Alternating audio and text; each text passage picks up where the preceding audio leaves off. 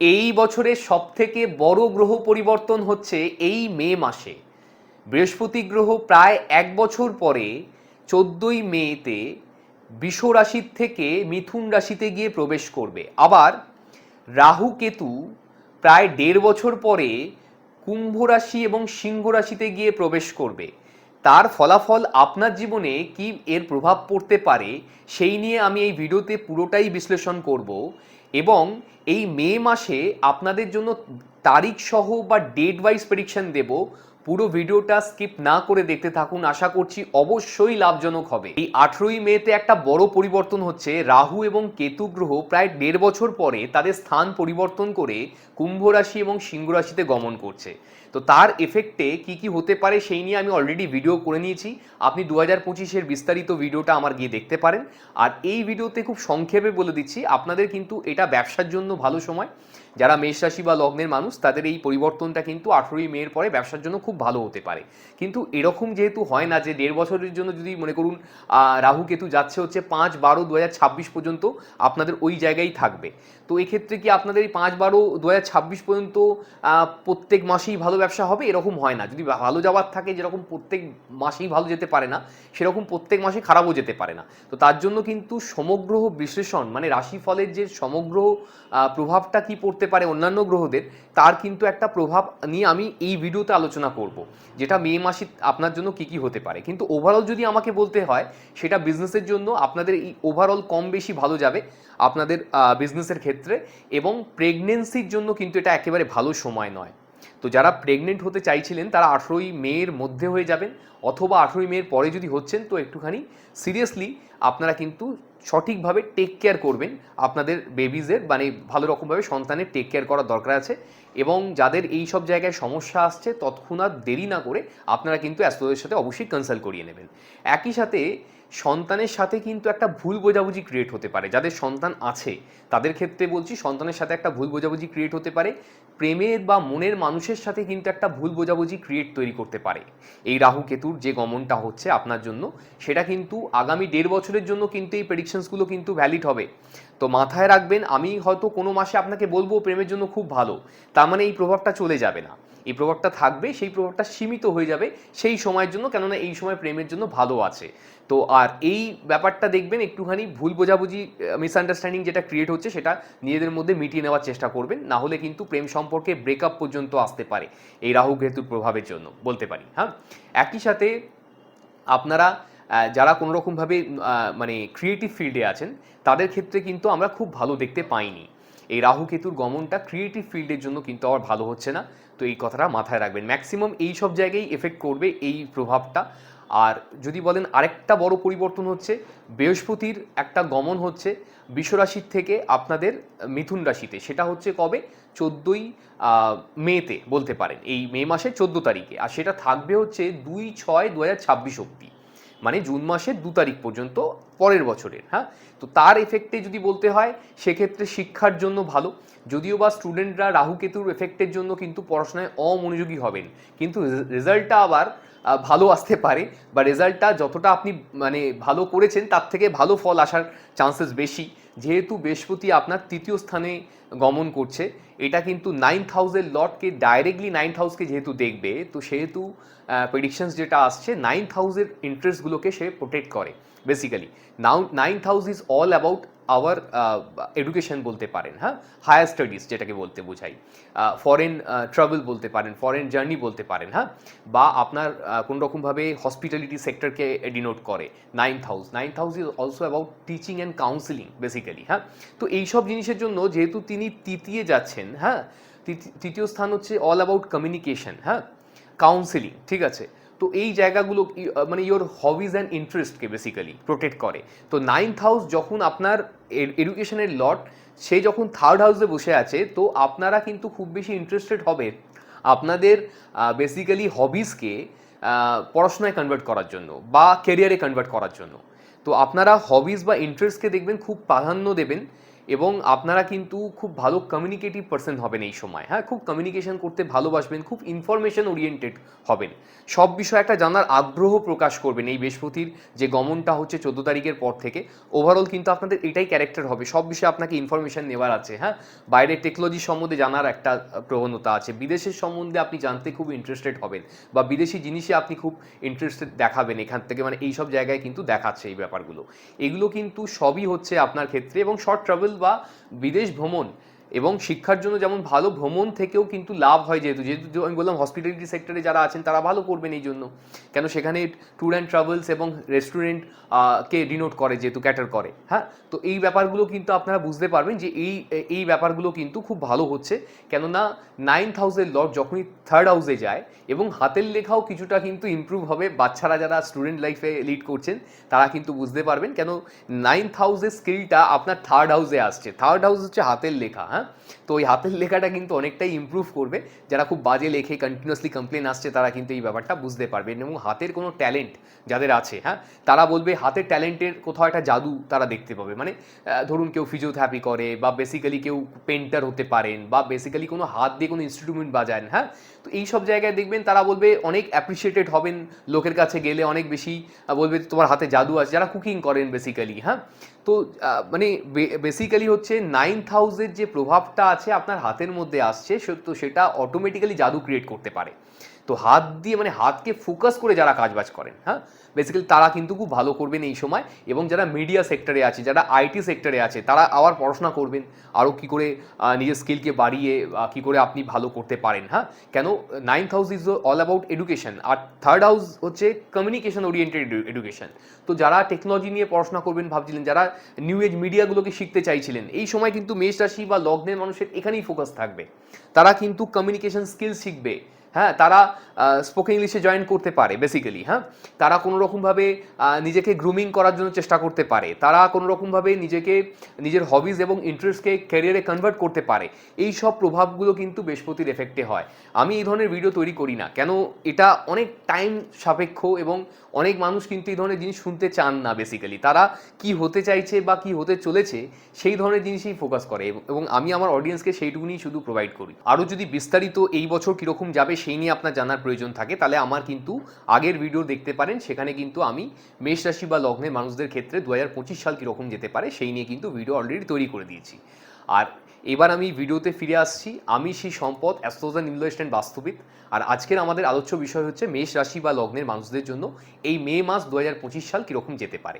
Character বা চরিত্রগত দিক থেকে আপনারা কিন্তু এই মাসে প্রচণ্ড আবেগপ্রবণ হবেন, খুব মুডি হবেন, এবং ইমোশনাল প্রকৃতির মানুষ হবেন। এক্ষেত্রে দেখাচ্ছে যথেষ্ট সেন্সিটিভ হবেন আপনাদের ক্যারেক্টার, এবং একই সাথে কিন্তু প্রচণ্ড ইগোয়েস্টিক হবেন আপনারা। মাথা কিন্তু আপনি নত করতে পারবেন না এই মাসে, মাথা কাটাতে রাজি আছেন, এই ধরনের কিছু ক্যারেক্টার সম্পূর্ণ কিন্তু দেখাচ্ছে। এক্ষেত্রে প্রচণ্ড রোম্যান্টিসিজম থাকবে আপনার মধ্যে, খুব লাক্সারিয়াস হবেন, মানে বিলাসিতার জিনিসে প্রচণ্ড বেশি আগ্রহী বা খরচা করতে ইন্টারেস্টেড দেখাচ্ছে। এক্ষেত্রে খুব নার্ভাস প্রকৃতির হবেন, প্যানিক করতে পারেন, কনফিউশন থাকবে, ভুলে যাওয়ার প্রবণতা থাকবে এই মাসে। তো এই ব্যাপারটাকে খেয়াল রাখবেন। একই সাথে প্রচণ্ড কিউরিয়াস বা জানার সব বিষয়ে একটা আলাদা আগ্রহ কিন্তু এই মাসে প্রকাশ করবেন। এই ধরনের কিছু চরিত্র সম্পূর্ণ মানুষ কিন্তু আপনাদের ক্ষেত্রে দেখাচ্ছে। খরচ বৃদ্ধি হবে আপনাদের আগের মাসের মতো, কিন্তু এই মাসেও দেখাচ্ছে। বিলাসিতার কারণে অপ্রয়োজনীয় জিনিসে আপনাদের কিন্তু খরচ বৃদ্ধি হতে পারে, এবং শরীর স্বাস্থ্যের জন্যও কিন্তু অর্থ ব্যয়ের যোগ আপনাদের এই মাসে বর্তমান আছে। জমি, ফ্ল্যাট, বাড়ি, রিয়েল এস্টেট কিনতে প্রচণ্ড আগ্রহী হবেন আপনারা এই মাসে। মানে যাদের কাছে ফ্ল্যাট নেই বা বাড়ি কিনবেন ভাবছিলেন, হ্যাঁ, তারা কিন্তু প্রচণ্ড অগ্রসর হয়ে সব ফ্ল্যাট ট্যাট দেখবেন এই মাসে, এই ক্ষেত্রে দেখাচ্ছে। এবং হঠাৎ করেই যোগাযোগ তৈরি হয়ে যেতে পারে। স্টক মার্কেট, ফাটকা, লটারি, শেয়ার্স থেকে অর্থপ্রাপ্তির প্রবল যোগাযোগ বর্তমান আপনাদের এই মাসে। যদিও বা এই সব জায়গায় যদি কোনো বড় ইনভেস্টমেন্ট করছেন, আপনি কিন্তু আপনার জ্যোতিষের সাথে অবশ্যই কনসাল্ট করিয়ে করবেন। ব্যবসার জন্য 15 তারিখ পর্যন্ত ভালো সময় হলেও 15 তারিখের পর থেকে ব্যবসায় কোনো বড় ইনভেস্টমেন্ট না করাই ভালো। ব্যবসা সংক্রান্ত ব্যাপারে কিছু লস বা একটুখানি অর্থক্ষতির যোগও কিন্তু বর্তমান আছে। আপনাদের বিশেষত 15 তারিখের পর থেকে ব্যবসার জন্য আমরা ভালো দেখতে পাচ্ছি না। 15 তারিখের পর থেকেই লসের যোগটা কিছুটা হলেও বর্তমান আছে। আর পার্টনারশিপ ব্যবসায় মতভেদ সৃষ্টি হতে পারে, পার্টনারশিপ ব্যবসায় কিন্তু অর্থক্ষতিও হতে পারে আপনাদের 15 তারিখের পর থেকে, এই ব্যাপারটাকে খেয়াল রাখবেন। চাকরির জন্য 15 তারিখের পর থেকে কিছুটা ভালো সময়, 22 তারিখের পর থেকে অনেকটাই ভালো সময়। চাকরির জন্য যে স্যাটার্নের যে এফেক্টটা আপনারা পাচ্ছেন, যেটা আমি অনেক অলরেডি ভিডিওতে ডিসকাস করে নিয়েছি আগের ভিডিওগুলোতে, সেটা হচ্ছে যে আপনার 29শে মার্চ সম্ভবত স্যাটার্ন কিন্তু মীন রাশিতে গমন করেছে। তারপর থেকে আপনারা কিন্তু বুঝতে পারছেন কারো কারো চাকরি চলে গেছে, কারো কারোর ক্ষেত্রে কিন্তু একটা চাকরির ক্ষেত্রে আজব একটা টেনশন তৈরি হয়েছে, কাজ অনেক কিছু বেশি বেড়ে গেছে দায়িত্ব, কিন্তু টাকা বাড়ছে না। আপনারা এই সিচুয়েশনের মধ্যে দিয়ে যাচ্ছেন, তো তাদের ক্ষেত্রে বলছি এই 15 তারিখের পর থেকে কিছুটা কিন্তু ভালো সময়। যতই স্যাটার্ন ওখানে যাক না কেন, এই জন্য আমি বললাম না যেরকম ধরুন 2.5 বছর ধরে স্যাটার্ন ওখানেই থাকবে, তার মানে কি 2.5 বছর আপনার চাকরি বাকরির ক্ষেত্রে কিছুই হবে না ভালো, এরকম হতে পারে না। তো প্র্যাকটিক্যাল লাইফেও কিন্তু প্রেডিকশনস এরকম নয়। যারা হরোস্কোপ কাউকে কোনোদিন দেখাননি তারা শুধু ভাবেন শরীর 7.5 মানেই আমার সাথে জীবনে খারাপ হচ্ছে, 7.5 বছর ধরেই খারাপ যাবে, এরকম কিন্তু প্রেডিকশনস নয়। প্র্যাকটিক্যালি প্রেডিকশন সবসময় পরিবর্তনশীল। যদি কারোর 1 বছর ধরে গ্রহদশা ভালো চলে, তার মানে সে 1 বছর ধরে কন্টিনিউয়াসলি প্রোগ্রেস করবে, এরকম যেমন হয় না। 1 বছর যদি কারো পুরোটাই খারাপ যায়, সে 1 মাসও ভালো ইনকাম করতে পারবে না, এরকম হতে পারে না। তো এটা কথা মাথাটা রাখবেন এটা।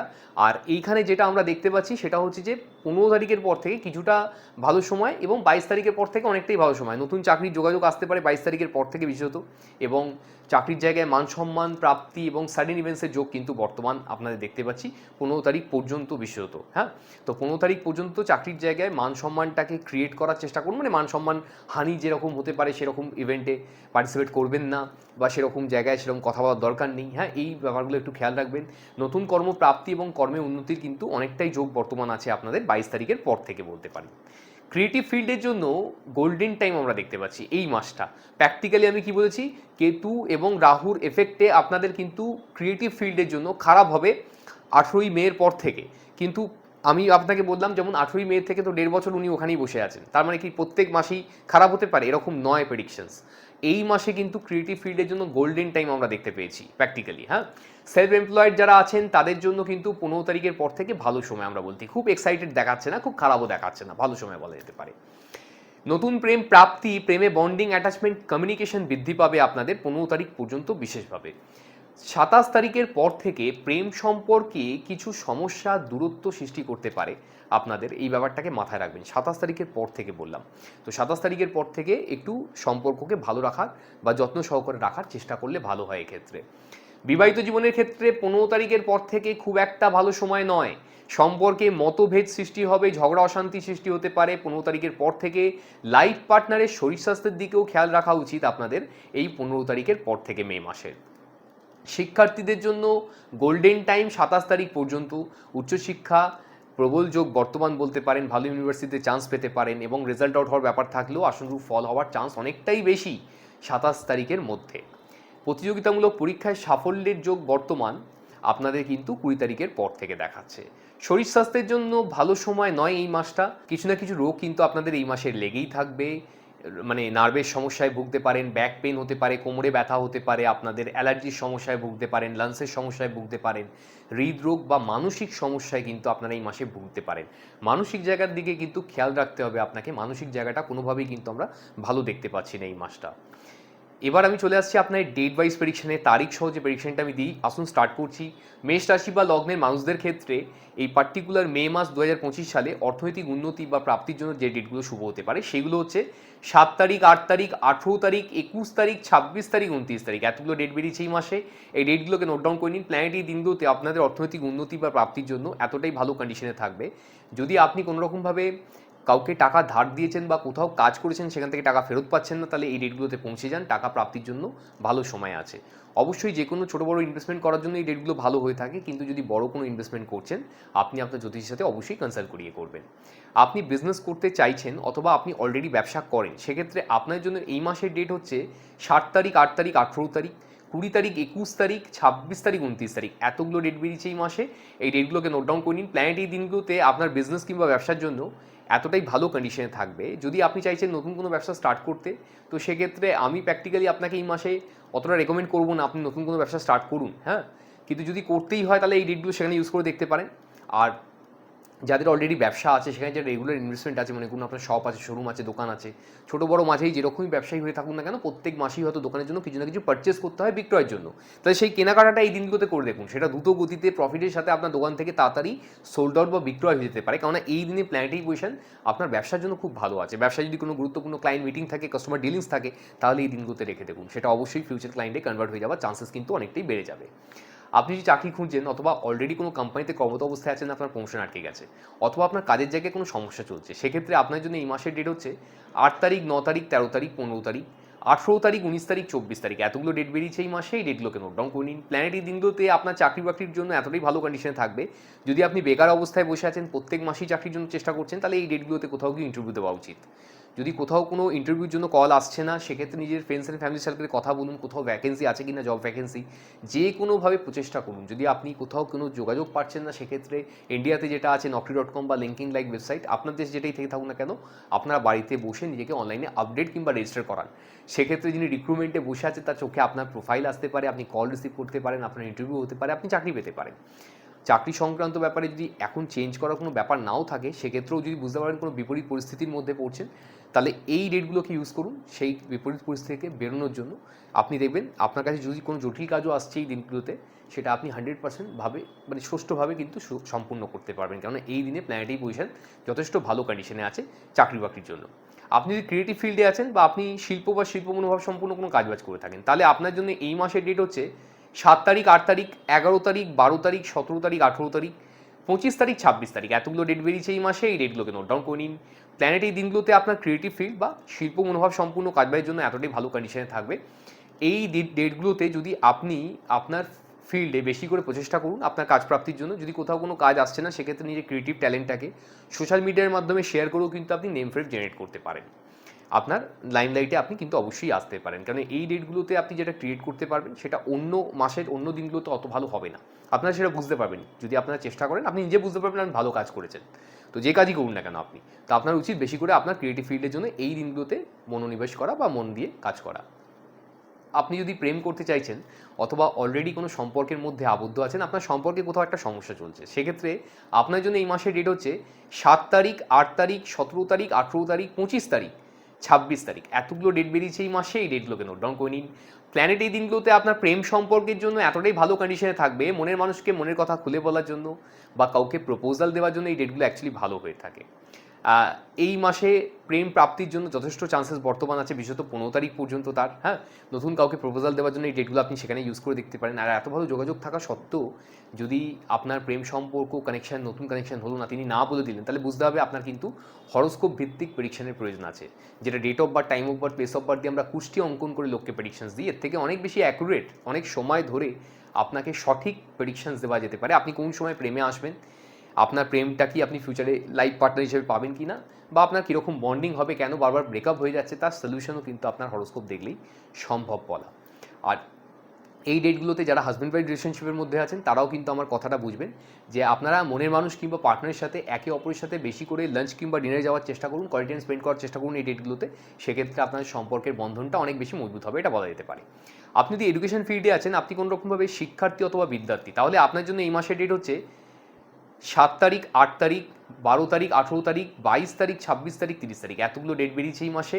এই ডেটগুলোকে নোট ডাউন করে নিন। প্ল্যানেট এই দিনগুলোতে আপনার এডুকেশন ফিল্ড বা পড়াশোনার জন্য এতটাই ভালো কন্ডিশনে থাকবে, যেটা পড়তে বা বুঝতে আপনার 3-4 ঘন্টা সময় লেগে যায়, সেটা এই দিনগুলোতে আপনার 1 ঘন্টা বা তার থেকে কম সময়ের মধ্যেও বোধগম্য হয়ে যাবে। বাড়িতে যদি কোনো বাচ্চা থাকে, অবশ্যই ডেটগুলোতে বেশি করে পড়াশোনা করান তাদেরকে। সে কিন্তু অ্যাস্ট্রোলজির মাধ্যমে সেই এফেক্টটা কিন্তু নিজেই বুঝতে পারবেন। আর এই ডেটগুলোতে যেটা পড়বেন আপনি বেশি দিন ধরে মনেও রাখতে পারবেন। তো আপনার মেমোরি পাওয়ার এই দিনকে যেহেতু খুব ভালো থাকবে, যে কোনো জিনিস খুব সহজেই আপনি ক্যাচ করতে পারবেন। আপনার উচিত বেশি করে এই ডেটগুলোতে পড়াশোনা করা। লাকি ডেটস অথবা সবথেকে বেশি সৌভাগ্যশালী বা সৌভাগ্যবতী আপনারা এই মাসের জন্য যে ডেটগুলোতে হতে পারেন, সেগুলো হচ্ছে 7 তারিখ, 8 তারিখ, 12 তারিখ, 18 তারিখ, 22 তারিখ, 26 তারিখ, 30 তারিখ। এতগুলো ডেট বেরিয়েছে এই মাসে। এই ডেটগুলোকে নোট ডাউন করে নিন। প্ল্যানেট এই দিনগুলোতে আপনার ভাগ্যের জন্য এতটাই ফেভারেবল কন্ডিশনে থাকবে, আপনি নিজেকে অবশ্যই সৌভাগ্যবান বা সৌভাগ্যবতী বলে ফিল করতে পারবেন। হেলথ কিংবা শরীর স্বাস্থ্যের জন্য আপনাদের এই মাসের ডেট হচ্ছে 4 তারিখ, 5 তারিখ, 8 তারিখ, 9 তারিখ। 14 তারিখ, 15 তারিখ, 24 তারিখ, এতগুলো ডেট বেরিয়েছে এই মাসে। এই ডেটগুলোকে নোট ডাউন করে নিন। প্ল্যানেট এই দিনগুলোতে আপনার হেলথ কিংবা শরীর স্বাস্থ্যের কিছুটা এগেনস্টে থাকবে। তো শরীর স্বাস্থ্য রিলেটেড ব্যাপারে খুব খারাপ ফিল হলে সরাসরি মেডিকেল অ্যাডভাইসমেন্ট বা ডক্টরের সাথে কথা বলবেন। ভয় পাওয়ার কোনো দরকার নেই। আমি এখান থেকে আপনাদেরকে কোনোভাবেই ভয় পাওয়াতে চাই না। উল্টে অ্যাস্ট্রোলজির সম্বন্ধে যে ভুলভ্রান্তি আছে, ভয় আছে লোকের, সেটাকে বার করার চেষ্টা করি প্র্যাকটিক্যালি। তো এই ডেটগুলোতে আপনাকে শুধু একটু সাবধানতা অবলম্বন করতে হবে। যদি আপনি 2 চাকা কিংবা 4 চাকা চালিয়ে থাকেন, এই ডেটগুলোতে একটু নিজে না ড্রাইভিং করলে ভালো হয়। কেন এই মাসে একটুখানি শরীর স্বাস্থ্যের জন্য যেহেতু ভালো নেই, সেই জন্য আমি আপনাকে এই রেস্ট্রিকশনটা দিলাম। আর যদি করতেই হয় একটু সাবধানে করবেন, এর থেকে বেশি বড় কিছু ব্যাপার নেই। লাকি কালার্স আপনাদের এই মাসের জন্য হচ্ছে কালার ইয়েলো এবং রেড। যত পারবেন এই দুটো কালারকে দৈনন্দিন বেশি করে ইউজ করার চেষ্টা করুন। সেক্ষেত্রে এই মাসে আপনাদের কিন্তু অবশ্যই ভাগ্য আপনার সাথে থাকবে। এই দুটো কালার ইউজ করার মাধ্যমে আপনি কিন্তু অবশ্যই ফিল করতে পারবেন। লাকি নাম্বার আপনাদের এই মাসের জন্য হচ্ছে 3 এবং 1। যত পারবেন এই দুটো সংখ্যাকে দৈনন্দিন বেশি করে ইউজ করার চেষ্টা করুন, সেক্ষেত্রে অবশ্যই সফলতা পাবেন। এটা গেল আপনাদের রাশি কিংবা লগ্নভিত্তিক ফলাফল। যদি আপনি নিজের সম্বন্ধে জানতে চাইছেন, আপনি আপনার হরোস্কোপ বিশ্লেষণ করাতে চাইছেন, আপনি জানতে চাইছেন আপনার ক্যারিয়ারের জন্য চাকরি করা উচিত নাকি ব্যবসা করা উচিত, ব্যবসা করলে কোন ব্যবসা করবেন, ব্যবসা কোন সময় শুরু করবেন, ব্যবসায় কেন উন্নতি হচ্ছে না, ব্যবসায় কোন সময় গোল্ডেন টাইম যেতে পারে, বা আপনি আপনার চাকরি করছেন কিন্তু কোনোভাবেই সেখানে কোনো সুফল আসছে না, চাকরিতে কেন উন্নতি হচ্ছে না, চাকরিতে কোন সময় উন্নতি হতে পারে, কোন সেক্টরে চাকরি করলে আপনি জীবনে সবথেকে সফল হতে পারবেন, বা আপনার দেশীয় কোম্পানিতে চাকরি করা উচিত নাকি বিদেশি কোম্পানিতে চাকরি করা উচিত, নাকি আপনার সরকারি চাকরি কোনো যোগ আছে, সরকারি চাকরি হলে কোন সময় সরকারি চাকরি প্রাপ্তি হবে, সরকারি চাকরি কোন সেক্টর থেকে হতে পারে যাতে আপনি সেই ধরনের পড়াশোনা করে আপনি পরীক্ষা দিলে কিন্তু সহজেই সরকারি চাকরি আপনি পেতে পারেন। তো এটা জানা খুব কিন্তু ইম্পর্টেন্ট হয়ে যায় সরকারি চাকরির জন্য যারা প্রিপারেশন নিচ্ছেন তাদের ক্ষেত্রে বলছি, যে আপনার হরোস্কোপ দেখে আপনারা যদি পড়াশোনা করে থাকেন তাহলে জীবনে অনেক বেশি সফলতা অনেক সহজেই পেতে পারেন। তো তার জন্য সবসময় আপনি যে অ্যাস্ট্রোলজির সাথে যখনই কনসাল্ট করাবেন তাকে অবশ্যই জিজ্ঞেস করবেন আপনার জন্য সরকারি চাকরির জন্য যে আপনি প্রিপারেশন নিচ্ছেন সেটা কোন সেক্টর থেকে হতে পারে, কোন সেক্টর থেকে চাকরি প্রাপ্তি হওয়ার চান্সেস সব থেকে বেশি কোন সময় হতে পারে তার জন্য। এবং একই সাথে আপনি সরকারি চাকরি কীভাবে ইন্টারভিউ ক্লিয়ার করবেন সেক্ষেত্রেও কিন্তু আপনাকে অ্যাস্ট্রোলজার অনেক বেশি সাহায্য করতে পারে। আপনি হয়তো প্রেম করছেন কিন্তু সেখানে দেখা গেল কোনো সমস্যা আসছে, আপনার প্রেমে কেন বারবার ব্রেকআপ হয়ে যাচ্ছে, প্রেমে কেন স্টেবিলিটি খুঁজে পাচ্ছেন না, প্রেম সম্পর্কে কেন এত বেশি দূরত্ব এসে পড়ছে, তার কি কারণ আছে বা কিভাবে আপনি সেই দূরত্বের ব্যবধান কমাতে পারবেন, অ্যাস্ট্রোলজার কিন্তু আপনাকে সঠিকভাবে আপনার হরোস্কোপ বিশ্লেষণের মাধ্যমেই কিন্তু এই সমস্যার থেকে খুব ইজিলি তিনি আপনাকে বার করতে পারে। এবং একই সাথে আপনি আপনার মনের মানুষকে ফিউচারে পার্টনার হিসেবে পাবেন কিনা, বা আপনার ফিউচার পার্টনারের কি স্বরূপ হতে পারে, তার কীরকম ব্যক্তিত্ব হতে পারে, চরিত্রগত দিক থেকে তিনি কীরকম হতে পারে, ফাইন্যান্সিয়ালি কতটা তিনি সাউন্ড হতে পারেন, বা আপনি আপনার উডবির সাথে আপনারা যখন বিবাহিত জীবন লিড করবেন তখন কতটা বেশি করে আপনাদের কেরিয়ার গ্রোথ হতে পারে, বা আপনাদের দুজনের হরোস্কোপ অনুসারে আপনারা বিয়ের পরে বা ম্যারেজের পরে কতটা সুখী থাকবেন। একই সাথে যদি আপনার বিয়ে হচ্ছে না তো সেক্ষেত্রে কোন সময় আপনি এগোলে বা কোন দিক থেকে এগোবেন যাতে আপনার বিয়ে কিন্তু অতি সহজেই সুসম্পূর্ণ হতে পারে।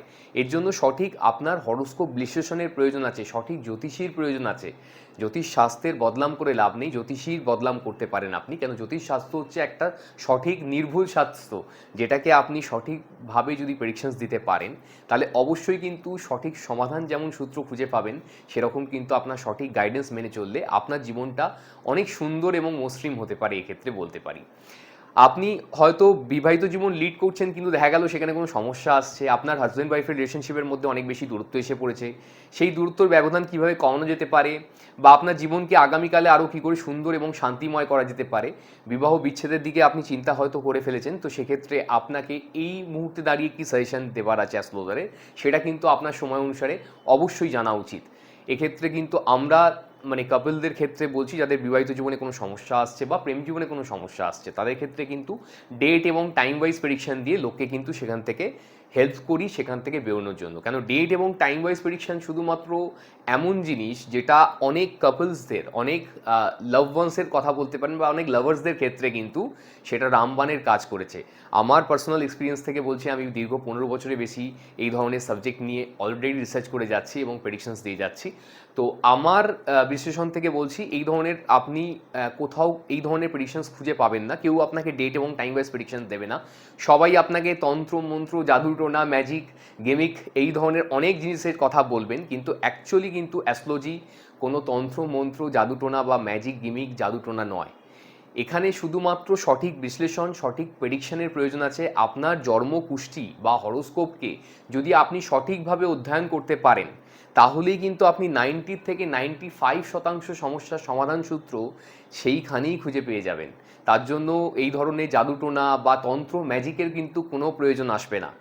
তো এইটাই আমি আমার অডিয়েন্সকে অ্যাটলিস্ট বলতে চাই যে আপনারা শুধুমাত্র অ্যাস্ট্রোলজিকে সায়েন্স হিসেবে দেখুন, নাকি কোনো গেমিক ম্যাজিক বা জাদুটোনা হিসেবে দেখুন। হ্যাঁ, কেন এটা কিন্তু একটা প্রপার অকাল সায়েন্স।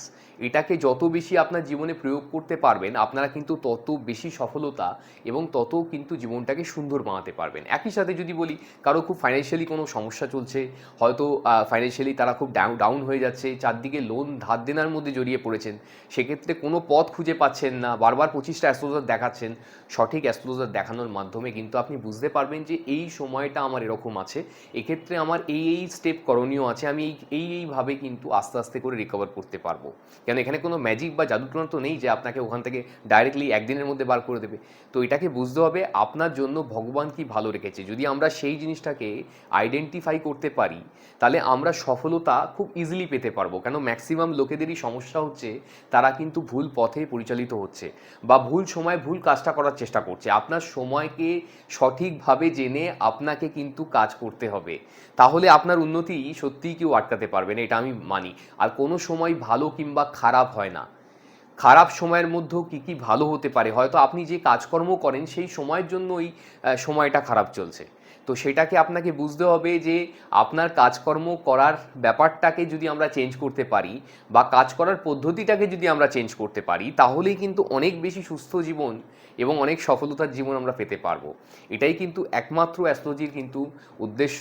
অ্যাস্ট্রোলজারেরও উদ্দেশ্য এটাই হওয়া উচিত যে আপনার ইন্টারেস্টের কথা ভেবে যাতে আপনি আপনার জীবনে সফল এবং সুন্দর হতে মানে মসৃণভাবে জীবন লিড করতে পারেন, তার জন্যই কিন্তু প্রকৃত অ্যাস্ট্রোলজার বন্ধুর দরকার আছে জীবনে।